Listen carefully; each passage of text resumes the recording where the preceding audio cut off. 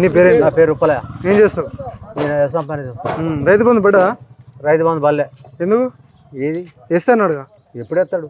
25వ తారీఖు వేస్తాను చెప్పిండు. వేసేది తెలియదు, పోయేది తెలియదు. 4,000 ఇస్తున్నాను, 4,000 లేదు, 2,000 లేదు, 25 లేదు, ఏది లేదు. ఇప్పుడు 6 గ్యారెంటీలు ఒక్కటే హామీ కాలేదా? 6 గ్యారెంటీలు. గ్యాస్ వస్తలేదా మీకు?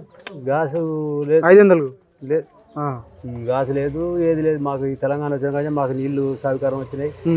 ఇప్పటి వరకు ఆయన కేసీఆర్ గారే 50 ఏళ్ళ కాంచి కొట్టాడానికి ఇది వచ్చింది. వచ్చిన కాంచి మాకు మాది ఇది 4వ వార్డు ఉండే, ఇప్పుడు 11 వార్డు అయింది. ఇప్పుడు మాకు వాళ్ళే సహకరిస్తారు.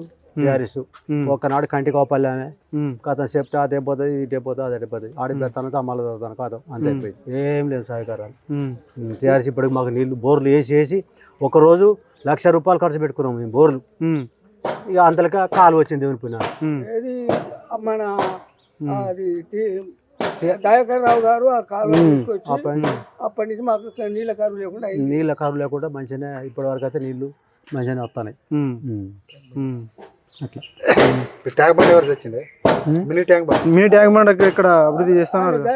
ఆయన మన దయాకర్ రావు ఉన్నప్పుడే కేసీఆర్ పెట్టింది. ఇప్పుడు ఏం పనులు పూర్తి కాలేదు? ఏది ఆ కట్టని పోతే బిర్జి ఆన్య పని ఆయన చేసింది. ఆ బిర్జి లేదు, గిర్జిలో కట్ట అయితే పోతే కథ ఆన్య పన్నది ఆడ. ఇప్పుడు 100 పడకల హాస్పిటల్ ఉంది చూసినావు ఇక్కడ? అది తెచ్చింది ఎవరు? అది ఆయన కేసీఆర్ కన్నా ముందుగా ఉన్నప్పుడే వచ్చింది. అది ముందు ఉన్నప్పుడే కాంచె, అది ముందు ఉన్న కాంచె. ఏది గవర్నమెంట్ హాస్పిటల్ అది ముందు ఉన్న కాంచె కేసీఆర్ రావు నుంచే. ఇప్పుడు మిమ్మల్ని ఏం పని చేస్తలే? ఏం చేసినా ఓ బాదారు చేసిన, ఓ బాదారు చేయపోడు కథం అంత పార్టీ. వస్తలేదా మీ వార్డుకు? వస్తలేదా మీ వార్డుకు? ఏది మా వాడికి ఇంతవరకు ఏది అవపల్లే. గెలిచిన నుంచి రాలేదా? మరి గెలుచుకున్నారు కానీ ఇక గెలిపించారంటే ఇక అమ్మలక్కలు ఏం చేసారు, ఆమెకేద్దాం అని వేసిరు, గెలిపించారు. అట్లా మాకు దెబ్బలు కొట్టి హాస్పిటల్ పడ్డా కూడా మమ్మల్ని ఇంత పట్టించుకోలేదు. ఆ ఫోటోలు కూడా దింపుకున్నారు. ఫోటోలు దింపుకొని కూడా మళ్ళీ విలేకరికి ఇవ్వలేదు, నలిచి పారేసారు. ఇగో ఈ రాడు ఉన్నది. మా 2 కొడుకులను నన్ను కొట్టింది. అప్పుడే మన ఊరికి పోయింది, లాభార్థి పోయి వచ్చింది. ఎస్ఐ గారు వీళ్ళ మీద ఇన్ఫర్మేషన్ యాక్షన్ తీసుకో అన్నాడు.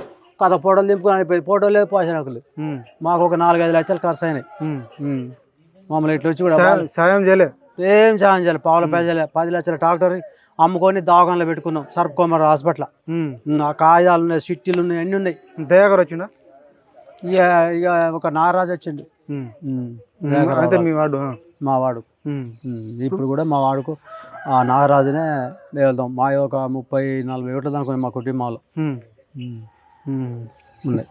అదే ఇప్పుడు దయాకర్ ఉన్నప్పుడు ఏం చేసిండు? మంచిగా చేసిండా? చేసి డోబి కన్నాలు కూడా ఆయన సాంక్షన్ చేసిందే. మళ్ళీ ఏమి వచ్చి ఇప్పుడు మనకు ఇక ఓపెన్ చేసింది, ఆయన చేసిందే. అబద్ధాన్ని ఆయన హయాంలో చేసింది. ఆయన మేము రాజకీయం దోబికాన మన హిమాచల్ కాడ ఆయన హయాంలో శాంక్షన్ అయింది అది. ఇప్పుడు మున్సిపాలిటీ ఎలక్షన్ ఉందిగా, తొర్రూరు మండలంలో ఏ పార్టీ గెలవబోతుంది?